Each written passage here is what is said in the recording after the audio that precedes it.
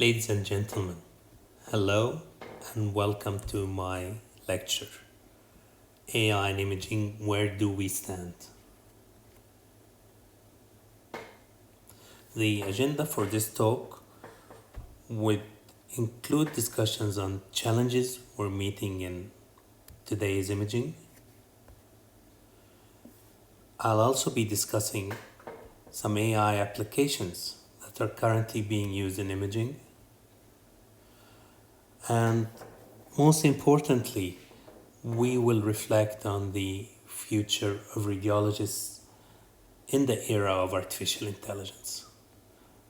The objective of this presentation is to demystify the role of AI in imaging, and hopefully within the next 30 minutes or so we would be able to accomplish this. Now, in the world of imaging, we as radiologists, as imaging professionals, we're being challenged. We're being challenged by the exponential number of exams we have to deal with on a daily basis. But it's not only the number of examinations, it's the number of images per exam. 10 years ago, if you were seeing a total of 500 images for all the studies you're seeing in a day, that would be great. Today, you could see 5,000 images per study. You could be seeing 50,000 images a day. Problem is, we really are still seeing them pretty much the same old way. We're no longer using light boxes, we're using monitors, but we're flipping through images. And to deal with a huge number of examinations, with a huge number of images per exam, I don't think that will be feasible on the long run. Something has to change. Because we're challenged to the point that our diagnostic errors play a major role in up to 10% of patient death. We see significant errors in 20 million radiology reports annually. But I think most significantly, because there are so few of us, 2/3 of the world population lack access to imaging specialists, even with our limitations. Now, there is hope. Artificial intelligence is bringing new ways to manage our workload. Over the past 30 years, we've seen the number of publications soar from about 60 publications in 1992 to about 7,000 last year. And that shows how much interest there is in AI in imaging. But what are the applications that promise us so much in our career? First, we need to understand the concepts of AI integration into the imaging workflow. There's three main concepts. One of them is the triage and prioritization concept. Second one is the hybrid model. And the third one is using AI as a primary reader.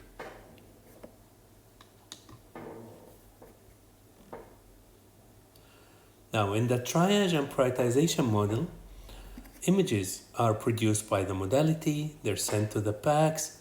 The PACS sends the images to the AI server that tags them as either being negative for what we're looking for, be it a brain hemorrhage or a fracture or whatever, and then nothing will change in your work list based on that. But if it's tagged as positive, the priority of that exam is upgraded. It becomes your top priority. It comes to your top of the list. But not only that, it actually can be notified to you on your mobile phone or your email or whatever way of notification you're using. So that patient does not have to wait for you to sit on the desk and look at the work list and get down to the patient. That patient actually is letting you know that he's a priority and needs to be managed immediately. So that's the triage and prioritization model or concept for integration of AI into the workflow. But there is the hybrid model or the cyborg model as it's called nowadays, where the modality sends the images to the PACS and the radiologist reads the images of the PACS and reports the case or decides it needs help from AI. And AI would generate a report for that study and a radiologist would sign it off. Now, what are the pros? What's the advantage of this? It could save you time on tedious tasks like looking for nodules on a lung CT or finding very subtle findings like minute hemorrhages in a brain scan. So, this actually hybrid model leaves the control with the radiologist to decide when and how it wants AI to help. The third model gives control to AI. So AI is the primary reader, where the modality would send the images to the PACS as usual, but the PACS would send to the AI rather than the radiologist. And AI would come up with a provisional report like the fracture you see here in the distal end of the radius. And the emergency physician could act on this report. However, the radiologist's role is not lost because the radiologist would see that when he comes back in the morning, if this was during night hours or at times when no radiologist is available, and he would sign a final report. So this is where AI comes in as a primary reader. But let's see what AI can actually do. It can actually improve in the image quality at the stage of acquisition and processing, where it can eliminate motion artifacts, as you can see here. It could denoise images that were taken with low doses of X-ray or poor protocols, and it could actually replace them with properly looking images, with images that have good resolution. Also, and this is stuff dreams are made of, it could change a non-contrast image into a contrast-enhanced image. And before you ask me where you can get such an application, it is still works in progress, but it's showing some promising results. Now we have applications that could dig down into the cellular level of your images. We have applications that could detect Alzheimer's disease precisely and early and quantifying the degree of affection similar as you would see from a biopsy. So this is an application that looks at the T2 images from the brain and actually could help score the likelihood of a patient developing Alzheimer's before they actually develop symptoms. A classic example of AI in action is this application which triages mammography images and highlights areas of abnormality for the radiologist to pay attention to.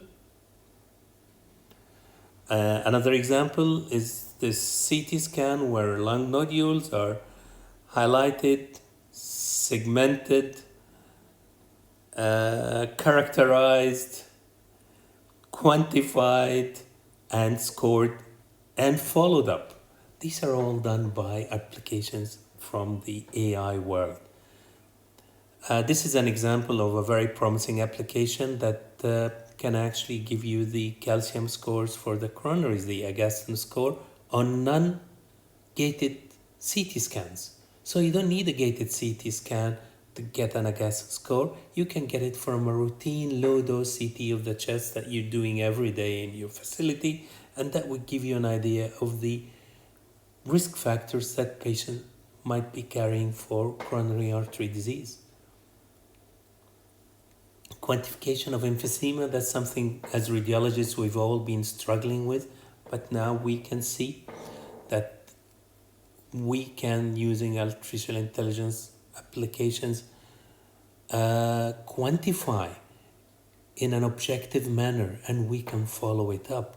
This was not possible easily before the advent of such applications.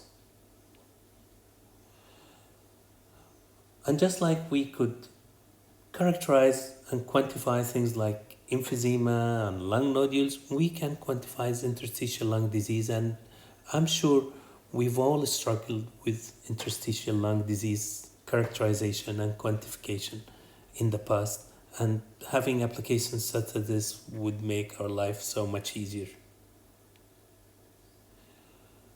Bone age, you know how we used to do it, or how we still do it. We have that Grolix and Pile Atlas in front of us, and we just try to check the images we have on the monitor and correlate it with the images we have in the Atlas. And with that matching, which takes, significant amount of time, we're able to actually get the patient's bone age. Now we don't have to do that. A system does this for us. The system actually sees the image and is able to detect all the points of growth on the patient's left hand image and comes up with a bone age that's pretty accurate. And not only that, it comes back with the bone age, with the growth potential for the child, and so much more information. Like I mentioned before, fracture detection is an area where artificial intelligence excels in, and this is something that I believe would be extremely valuable in an emergency department.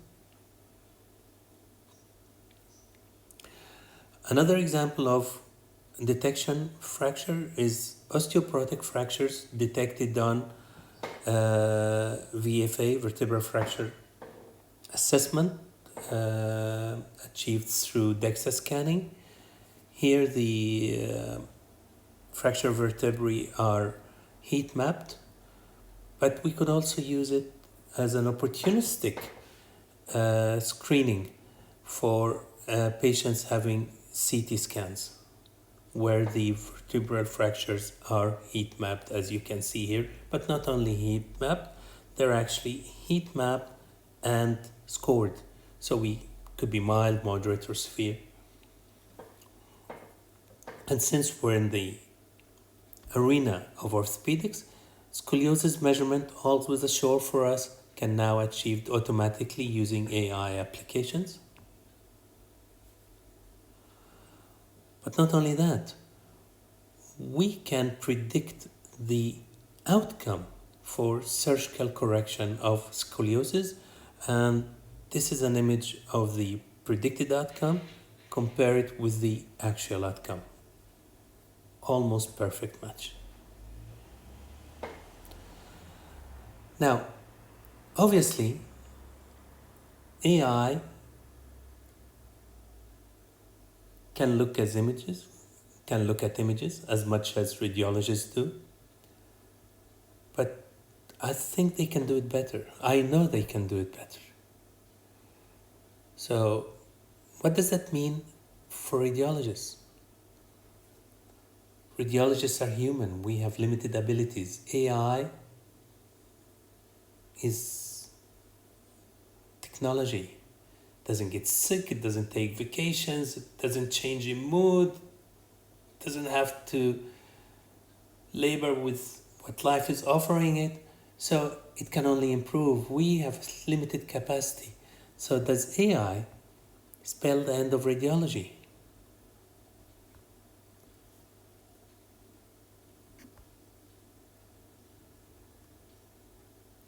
I think if you work as a radiologist, you're like the coyote that's already over the edge of the cliff but hasn't yet looked down, so doesn't realise there's no ground underneath him. People should stop training radiologists now. It's just completely obvious that within 5 years, deep learning is going to do better than radiologists because it's going to be able to get a lot more experience. It might be 10 years, but we've got plenty of radiologists already. I said this at a hospital, and it didn't go down too well, but there you go.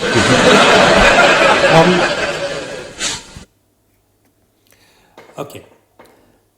This was Geoffrey Hinton, and basically he was recommending that radiologists are not going to be needed anymore in a few years. This was 2016.